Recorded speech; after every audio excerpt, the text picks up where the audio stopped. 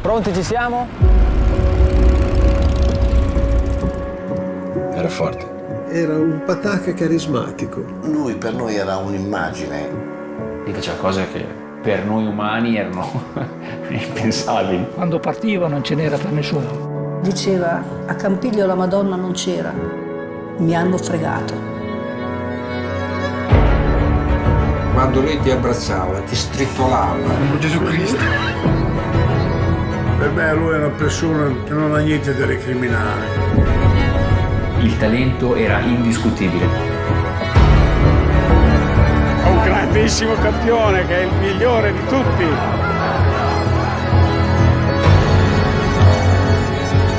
Mi si è fermato il cuore, è morto il ciclismo. Lo amerò per sempre.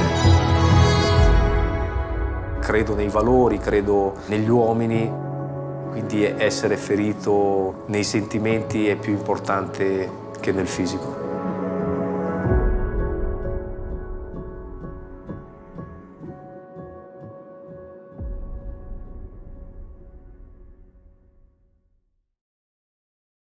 Buon pomeriggio da Marino Firmani e benvenuti a una nuova puntata di Dialoghi di Economia, una trasmissione che abbraccia il mondo dell'economia ma si ritaglia anche degli spazi inerenti all'universo umano, sociale e culturale. Oggi abbiamo voluto ospitare il mondo del cinema, un settore che produce economia, che ha sofferto durante questo periodo di chiusura, per raccontarci una storia che è ancora viva, ancora aperta, che ci ha esaltato, ci ha fatto piangere, che nutre ancora rabbia per una ricerca di giustizia che non è stata ancora chiarita.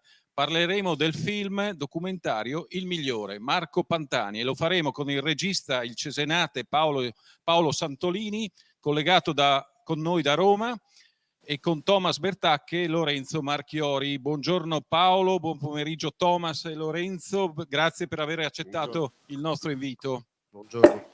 Buongiorno a tutti, ciao a tutti. Una breve presentazione dei nostri ospiti. Paolo Santolini ha girato il mondo con Bledi Roversi per Turisti per Caso, si è quindi addentrato nel mondo del documentario, in quel cinema del reale che davvero lo appassiona, dalla ricostruzione della cattura di Provenzano ai documentari su Don Ciotti e Andrea Camilleri, passando dagli ospedali di Gino Strada in Afghanistan e Sudan, alle riprese nelle carceri, ha maturato un'esperienza vastissima. Thomas Bertacche alla mia destra, CEO Tucker Film, SRL, distribuzione cinematografica, curatore della programmazione del cinema visionario e centrale, direttore anche di Far East Film Festival, e Lorenzo Marchiori, giornalista, professionista, scrive per il Gazzettino e cura le pagine culturali del Gazzettino.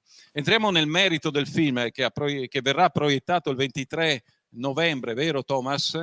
Al Visionario, martedì 23 novembre in una serata speciale. Ma prima di introdurre l'evento mi faceva piacere parlare del contenuto del film e del suo protagonista a cui noi tutti siamo legati, Il Migliore, Marco Pantani, un documentario che racconta con tenerezza, empatia e amorosità l'avventura umana e sportiva del campione Pantani, che ha fatto sognare l'Italia scalando le montagne col cuore nelle gambe e la forza di un leone. Nelle testimonianze della famiglia e degli amici c'è un prima e un dopo. Alterna infatti un'ascesa e un declino con continui controcampi. È stato perseguitato anche dagli incidenti che lo hanno fermato nella sua carriera sportiva e ha raggiunto dei risultati che pochi come lui hanno raggiunto, soprattutto nel 1998 vincendo il Giro d'Italia e il Tour de France. Prima di lui Fausto Coppi, Hinault, anche Thiel, Eddy Merckx, Roche e Indurain. Come viene vissuto dalla sua comunità il prima e il dopo? Chiedo al regista, a Paolo, come viene vissuto il prima e il dopo? Come ce lo hai raccontato? Ma guarda, è il contenuto del film, nel senso che la cosa che mi sembrava interessante raccontare di quella storia era raccontarla attraverso le persone che fondamentalmente l'hanno vissuto, come dici tu, nel prima e nel dopo, hanno avuto la vita segnata in qualche maniera, attraversata, negli affetti, quindi sono amici e non colleghi, e sono è la famiglia, i genitori, la nipote, la sorella. La cosa che mi sembrava, non, al di là delle giusta, perché mi piace dire questa parola giusta, cioè era andare ad ascoltare le persone che fondamentalmente sono sempre state ascoltate in maniera così, in maniera un po' speculativa, tenendo conto di tutto quello che è diventata la storia di Marco Pantani negli ultimi anni, dove fondamentalmente la cosa più interessante era capire come, dove, chi aveva ucciso Marco, se era doppato o no, cosa è successo, cosa non è successo.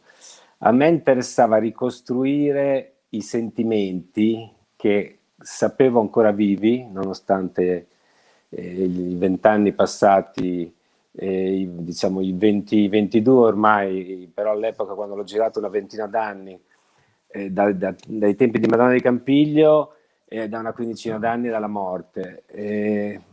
Quindi io praticamente sono tornato a Cesenatico, sono stato circa 4 mesi a vivere proprio a Cesenatico, incontrando queste persone e piano piano intervistandole nelle serate di una Cesenatico invernale, perché il film è girato d'inverno, anche perché in una cittadina come Cesenatico che vive di turismo, l'inverno è il momento più intimo in cui la comunità rimane sola, diciamo.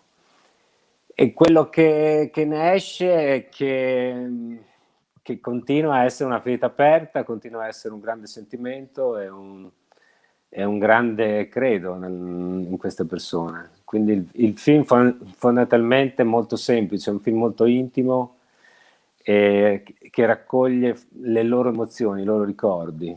Non è un film agiografico, quindi non racconto la vita di Marco, nel senso che fondamentalmente sappiamo già, conosciamo già, è stato già fatto, ma sono emozioni raccolte in un quadro, in un'inquadratura invernale, diciamo, di Cesenatico. C'è l'inizio della fine porta una data, il 5 giugno 1999, e il simbolo è l'atteggiamento del direttore della Gazzetta dello Sport che titola il giorno prima Inebriati da Pantani e il giorno dopo Sconquasso Pantani. Questo rappresenta un cambio di giudizio nei suoi confronti e un atteggiamento diverso che è stato preso dall'opinione pubblica nei suoi confronti. Thomas e Lorenzo, qual è la vostra opinione rispetto a questa a quando inizia la fine di Marco?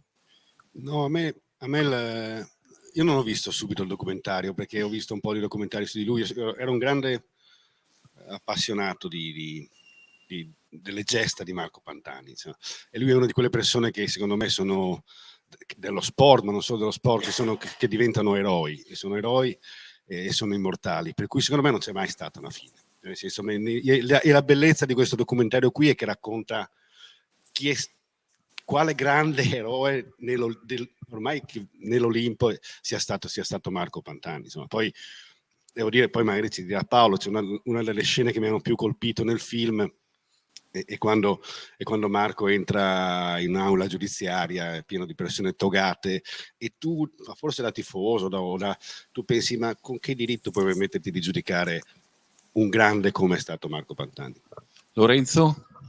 Io quel giorno me lo ricordo benissimo perché ero proprio in compagnia di Thomas Bertacche, ma anche ospiti di Enzo Cainero, a pranzo con Peppino Prisco, Alberto Zaccheroni, all'epoca allenatore dell'Udinese, e il preparatore atletico Paolo Baffoni, e ci arrivò la notizia poco dopo al telefono, e il commento del preparatore atletico fu: quel valore dell'ematocrito non è normale. Cosa sia successo qua? Si aprono 1000 scenari, un tranello o una colpa.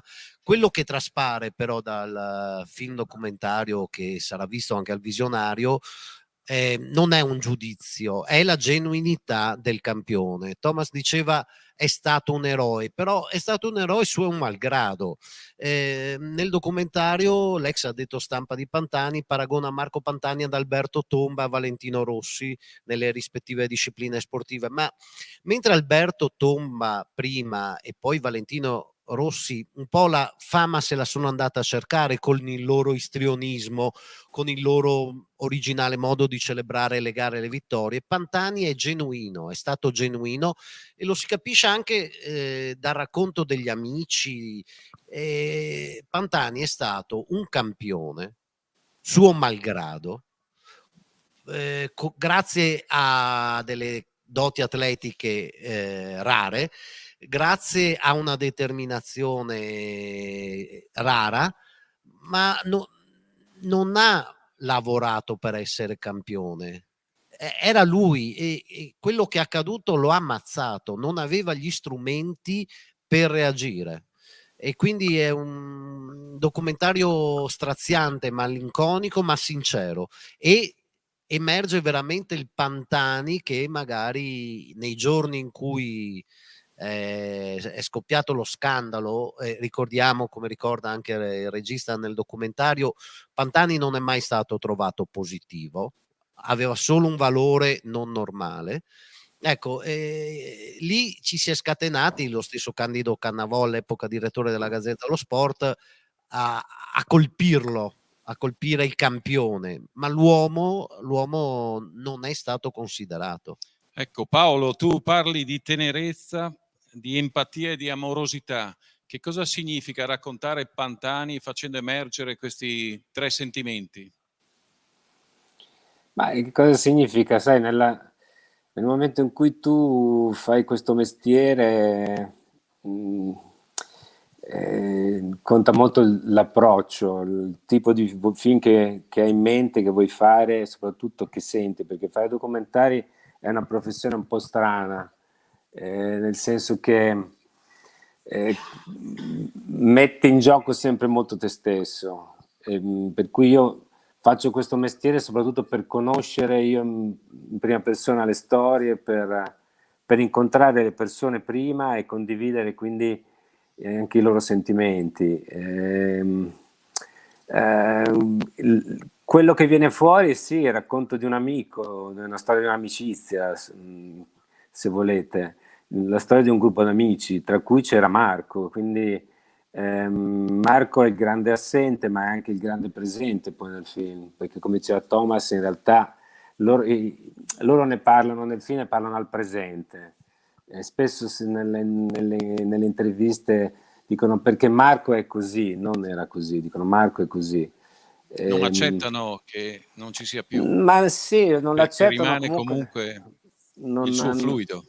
Sì, nella vita purtroppo spesso si perdono le persone care, anche gli amici, in maniera prematura, e quindi anche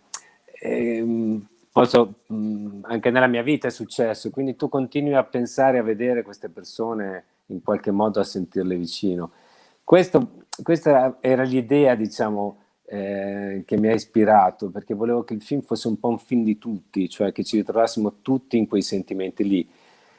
Ovviamente il soggetto era Marco, ma in questa maniera ho pensato che fosse il modo più forte per riportarlo in vita e rimanere un pochino a lato rispetto a tutte le speculazioni che sono state fatte su quello che è accaduto. Il film è molto preciso, io con l'archivio, il fatto che metta quello che viene detto il 5 giugno e poi il 6 giugno sui giornali, perché è molto importante. Sono molto importanti le parole di Marco nell'intervista a Gianni Minà 3 giorni dopo i fatti di Campiglio. Ci sono delle cose che comunque dicono, comunque parlano, e Marco,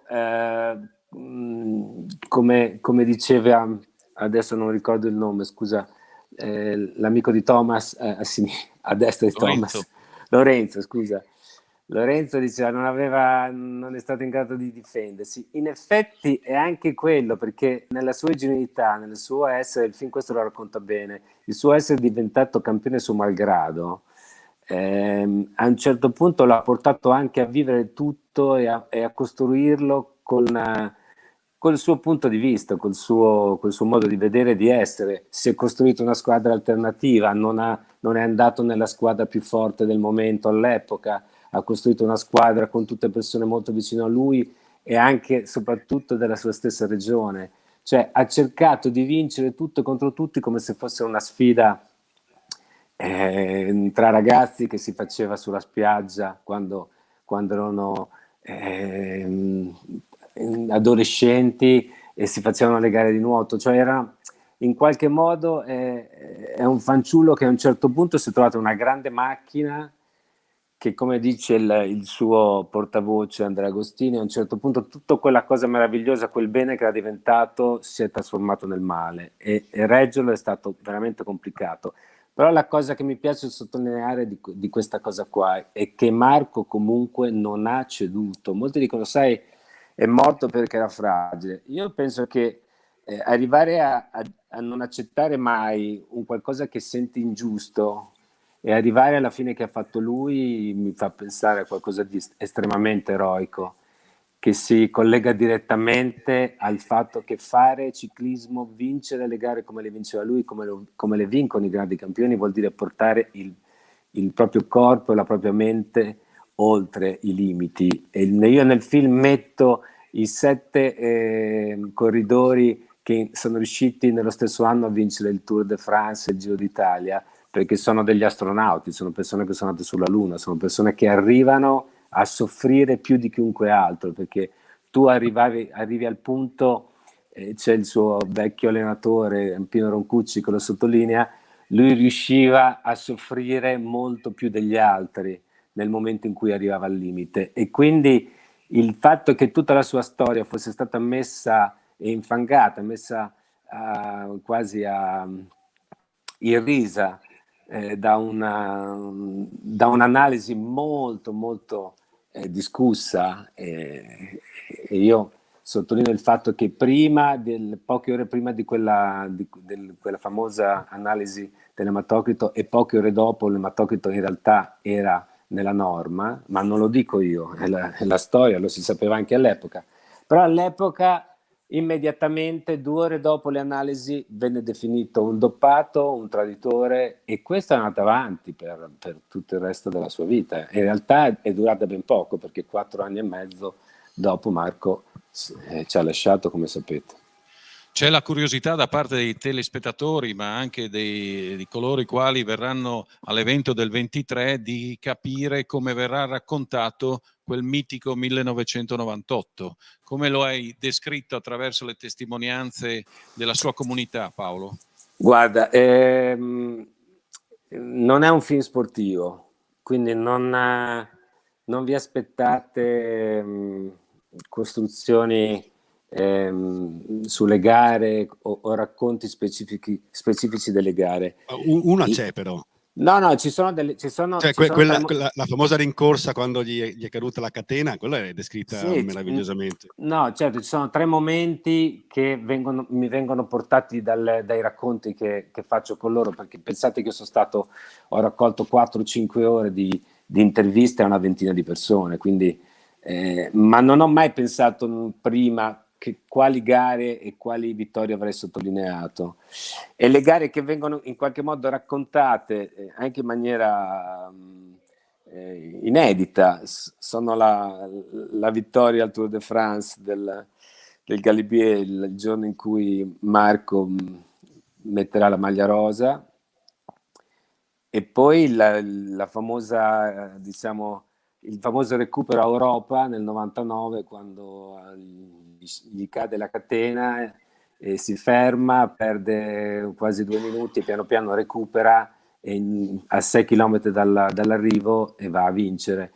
E tra l'altro nel film non lo racconto, ma mi è stato detto da Andrea Agostini che quando lui tagliò il traguardo in quella famosa rincorsa, perché li recuperò tutti da ultimo, e tra l'altro era assolutamente arrabbiato perché comunque erano scattati e nelle sue regole etiche di sportivo, nel momento in cui tu hai un problema con il tuo mezzo tecnico, gli altri non devono utilizzarlo per andare in fuga. Questo poi lo racconta anche nel film Cassani nella telecronaca, ma la cosa interessante è che quando lui tagliò il traguardo non sapeva di aver vinto e non alzò neanche le braccia al cielo, glielo dissero una volta che si fermò, tanto era la rabbia per recuperare questo gruppo di suoi avversari che non hanno rispettato le regole. Quindi mi piaceva raccontare questa storia perché è veramente è tornare bambini, no? Quando tu dici le regole sono queste, c'è quello che non le rispetta e quindi tu ti arrabbi. Quindi era anche una persona molto molto molto rispettosa delle regole. Quindi c'è Pino Roncucci a un certo punto che il suo allenatore dirà: ma voi lo sapevate com'era lui, sapevate che tipo di persona che era lui, perché ne avete dubitato? Cioè, questo è interessante. Quindi il mio film va in queste cose qui. Cioè, è come se fosse un po' una chiacchiera fra di noi, di una persona a cui abbiamo voluto molto bene e che non abbiamo più tra di noi. Quindi è questo che vuole essere. Anche tornare un po' un discorso antropologico, cioè torniamo a parlare delle cose guardandoci in faccia e cercando di tirare fuori le emozioni, perché su Marco è stato fatto c'è stato uno sfruttamento totale prima e dopo, e questo è tuttora. Sarebbe interessante se qualcuno cominciasse a raccontare esattamente di Madonna di Campiglio o di quello che era il loro mondo all'epoca, perché se Marco è stato pensato doppato, mi immagino che forse anche qualcun altro lo era, però quell'anno lì risultò, sui giornali si parlò solo di Marco. Lorenzo, la presenza di Marco è ricordata in modo sufficiente, è ricordata in modo giusto. Sono stati scritti, mi pare, più di 40 libri su Marco Pantani, c'è una statua di 6 metri a Montecampione. Quando io passo attraverso la A14, mostro la forza che mi dava Marco guardando la pallina che c'è davanti al Mercatone di notte illuminata, che emoziona tuttora. Come viene raccontato oggi Marco Pantani? Viene raccontato in modo corretto, in modo leale, oppure c'è ancora un'ombra e un'onda che lo sovrasta? Ma a mio avviso Marco Pantani oggi stava finendo nel dimenticatoio. Siamo una società che ha la memoria breve, per cui i campioni del passato fatichiamo a farli conoscere alle giovani generazioni. Quindi anche quello che era il ciclismo all'epoca oggi è faticoso far capire a un giovane. Ecco, secondo me il documentario, questo ultimo, non sfrutta Pantani, ma lo racconta, e lo racconta spingendo anche chi magari non lo ha conosciuto o all'epoca era distratto a farsi delle domande, ad andare a cercare altri elementi sportivi magari o di cronaca dell'epoca, perché lo sguardo del regista è uno sguardo delicato, rispettoso, un passo indietro, è come quando ci si trova in osteria la sera d'inverno, appunto, e tra amici ci si racconta, non c'è bisogno di fingere o di fare a gara chi ne sa di più. Quindi passa l'autenticità del personaggio, dell'uomo e non solo e spinge anche a farsi domande su quello che è accaduto, perché alla fine uno si dice: ma se Pantani era quello che correva contro l'ingiustizia, se era quello degli amici, gli amici che potremmo immaginare come il clan di Valentino Rossi, ecco, in questo sono simili. C'è questo spirito romagnolo di gruppo. Poi, scusate, posso dare, scusa Lorenzo se interrompo, siccome hai citato Valentino, vi volevo raccontare che Valentino, che è amico di un personaggio che è nel film, l'amico di Jay Jumbo, ha saputo del film e a 4 giorni dalla gara di Misano, siccome il film è uscito come evento 3 giorni al cinema il 18, 19 e 20 di ottobre, Valentino è andato a Pesaro con i suoi 4-5 amici soliti a vedere il film che ho fatto, il migliore, su Marco Pantani, perché era amico di Marco ed è molto legato a Marco, per cui nonostante fosse a pochi giorni dalla sua ultima gara in Italia, è andato a vedere il film e poi c'è scritto dicendo che gli era piaciuto molto e ha anche postato su Instagram il poster. Sta cosa la dico perché comunque quando citi quel gruppo di persone lì è un po' la stessa cosa che ho fatto io anni dopo in questo film, cioè andando a cercare una comunità. E la cosa che Valentino abbia colto così di sua spontanea volontà mi ha colpito comunque, perché avere il tempo di andare al cinema 4 giorni dall'ultima, diciamo, performance in Italia vuol dire che ci teneva parecchio. Beh, ma adesso ti correggo, mi sovrappongo io a te di ricambio, ma è tipico anche della comunità romagnola. Io ricordo appunto più di 20 anni fa che ero passato per Cesenatico e c'era il chiosco delle piadine della famiglia di Marco, certo, con la bici da corsa sopra, che era certo, proprio certo. accanto a dove abitava Zaccheroni, per dirci. Sì, Ecco, cioè, sì. è tipico anche proprio del romagnolo fare gruppo, fare squadra e andare insieme contro il mondo. Cioè, è proprio, cioè, Marco Pantani in questo è proprio figlio della sua terra e del comune sentire. Figlio di una comunità, Sì. comunità che Cioè, Marco, rappresenta un'identità. cioè Marco che si innamora della cubista, Marco a cui gli amici fanno dei regali scherzosi e non vado oltre perché altrimenti andiamo sul film. È il Marco di Cesenatico, cioè non è il campione. Alberto Tomba, che è già bolognese, è più, usiamo un termine, sborone. Rimane comunque un'icona del ciclismo, un'icona dello sport italiano e non solo. Volevo chiedere a Thomas qual è l'eredità che ci lascia nell'universo sportivo, sociale e culturale Marco Pantani, secondo te? Non lo so, mi viene da ricordare la settimana prossima, martedì, ci sarà anche Jonathan Milan, che è il nostro nuovo eroe ciclistico, insomma, no? Oro olimpico in quel di Tokyo nella 4.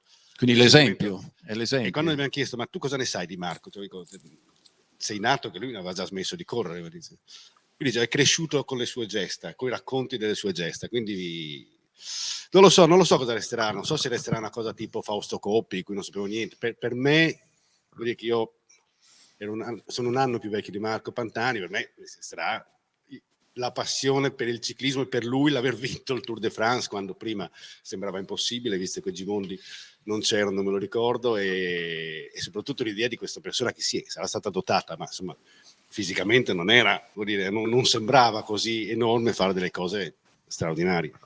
Beh, il compito di un passaggio generazionale è quello di portare una testimonianza attraverso il trasferimento di un desiderio, attraverso il trasferimento di un esempio, e forse Marco Pantani è un esempio per tutti i giovani sportivi. Questa potrebbe essere un'eredità che ci lascia, però Marco Pantani ha anche dei segni vissuti. Come ce li vuoi raccontare? Nell'inquadratura, la bandana, il cappelletto, il giubbotto, gli stivali. Paolo, come vengono simboleggiati questi tratti caratteristici di Marco? Ma dici nel mio film? Guarda, io sì, ho avuto il mio modo di girare film documentari anche di osservare. In questo caso faccio anche film molto simili ma anche molto diversi, perché poi a un certo punto in questo film mi sembrava, essendo un'atmosfera invernale, mi sembrava anche giusto riportare tutta una sorta di sospensione, cioè di inquadrature ferme, di inquadrature anche uniche. Le cose che sono riuscito a riportare di Marco sono le cose che ho trovato nelle case, anche a casa sua, perché la mamma mi ha permesso e poi mi ha detto che sono stato l'unico che è mai entrato nella casa di Marco. Ho ripreso le cose che sono ancora lì, ancora gli oggetti suoi, ci sono ancora gli armadi pieni dei suoi vestiti, le cose nelle foto, nelle case, le foto private nelle case degli amici. Cioè Marco viene raccontato sì, con degli oggetti, delle cose sue o non sue, o appunto di foto eccetera, ma tutte cose personali. Io la foto in sé la riprendo, non la utilizzo nel montaggio, scansionandola per portare una qualità maggiore, ma in realtà io filmo tutte le cose, quindi le inquadro e me le porto a casa e poi le utilizzo al montaggio. Cioè, volevo anche che se ti faccio vedere la foto di Marco con quell'amico suo, lo vedi come l'ho vista io, quindi è tutto un film anche molto povero, molto, proprio anche per riavvicinarmi a quel modo di essere che era loro, che erano un gruppo di persone molto semplici. Ecco, in questa storia emerge anche la figura della madre. Come ci racconti la figura della madre che vuole mantenere in vita questo figlio, lo vuole sentire ancora amato da parte del suo pubblico? Guarda, la mamma è una persona completamente distrutta da un certo punto di vista, ma che si è ricostruita pian piano in questi ultimi anni, proprio nella forza che ha trovato dentro di sé di rimettere piano piano in fila tutto quello che è accaduto, aiutata anche dagli amici, dalle persone che gli volevano bene, ed è diventata la sua ragione di vita. È una persona molto molto dura, molto aggressiva, perché comunque ha sofferto quello che appunto nessuno di noi vuole vivere nella propria vita, ma soprattutto anche questa continua speculazione in giustizia, anche nel modo di raccontare le cose negli anni successivi, cioè ha sofferto molto questo. Quindi il film lei lo ha apprezzato molto, perché ha capito che a un certo punto era una cosa che avrebbe tentato di rimettere in fila un po' quello che era suo figlio. E vi posso dire che il giorno in cui ha visto il film in anteprima, il premontato, mi ha detto: guarda, è il primo film che apprezzo, perché è la prima volta che rivedo mio figlio, ecco, quindi questa è l'idea del film, quindi se l'ha detto lei penso che in qualche modo ci siamo riusciti. Bene, Poi, è un bellissimo complimento. poi non è detto che piacerà a tutti, però è un film sincero, Piace. È un film povero. Sicuramente piacerà. Lorenzo, se fosse ancora vivo, come vedresti Pantani a 51 anni? Sarebbe tecnico della nazionale. Il di ciclismo. Fine. È probabile. Risposta secca. Tu, Thomas, come lo vedresti? No, ha ragione lui. Beh, allora diamo la parola per concludere a Thomas, perché è importante descrivere questo evento del 23 novembre al Visionario. Cosa vi aspettate e chi parteciperà a questo evento? Partecipano, a parte noi e Tony Simeoli, che è un giornalista del Messaggero Veneto, il caporedattore della pagina sportiva, ci sarà Jonathan Milan, appunto per la prima volta Udine, dopo aver fatto un'estate incredibile, perché ha vinto l'oro olimpico nell'inseguimento a squadra, ha vinto l'oro mondiale nell'inseguimento a squadra, ha vinto l'argento mondiale nell'inseguimento individuale e ha vinto l'oro europeo nell'inseguimento individuale, essendo uno perso per strada, cioè, quindi ha vinto tutto quest'estate sulla pista. E ci sarà anche un telaio di una bici di Marco Pantani. A che ora l'appuntamento? Alle 8 al Cinema Visionario. Al Cinema Visionario, bene. Ci sarà Paolo. Io comunque nel frattempo ringrazio Thomas per il fatto di ospitare il film e di aver pensato questa cosa, perché i film documentari hanno bisogno di questo, hanno bisogno di essere visti nei cinema giusti, con le persone giuste, perché poi è un modo anche per tornare a parlare, non solo a parlarsi, vedendo un film, perché i documentari hanno veramente un senso, al di là di quelli che faccio io, in generale. Quindi grazie Thomas. No, è un gran bel documentario. Devo dire che con alcune scene che sono anche molto, se mi permetti, molto cinematografiche. C'è una scena iniziale che è proprio bella. Bene, saremo tutti presenti al Visionario il 23 novembre alle ore 20, ma siamo all'interno di un contenitore dove si parla di economia. E parlando di economia abbiniamo l'economia alla cultura. Forse siamo usciti, forse non siamo ancora usciti del tutto, ma da una situazione molto difficile. Qual è il senso del futuro per il mondo dello spettacolo? È molto molto positivo. guarda, ne parlavo prima arrivando qua, siamo partiti che un mese fa, a settembre eravamo al 50% del pre-pandemia, a ottobre eravamo al 60%, adesso siamo al 70%, cioè la gente sta tornando al cinema, c'è alcune fasce di pubblico che tornano meno volentieri, che sono gli over 55, però in cambio c'è una presenza di un pubblico giovane abbastanza numeroso, anche su fasce orarie che di solito da noi cominciavano ad essere un po' difficili, come quelle delle 10 di sera. Insomma. Se tornare in zona gialla, se dovessimo tornare in zona gialla, se dovessimo di nuovo dimezzare i posti in sala, sarebbe come dire, come giocare al Monopoli ed essere finiti sulla pedina che dice torna dal via e ripartire tutto a capo. Bene, speriamo di passare per vicolo stretto e vicolo largo, di uscire da questo incubo. Noi ringraziamo Paolo e ci complimentiamo con Paolo, perché anch'io personalmente ho visto il film e sarà un piacere ritornare a vederlo martedì prossimo, il 23 novembre alle ore 20 al Visionario. Ringrazio Lorenzo, ringrazio Thomas. Grazie a te. E ci vediamo alla prossima puntata per Dialoghi di Economia. Grazie, arrivederci.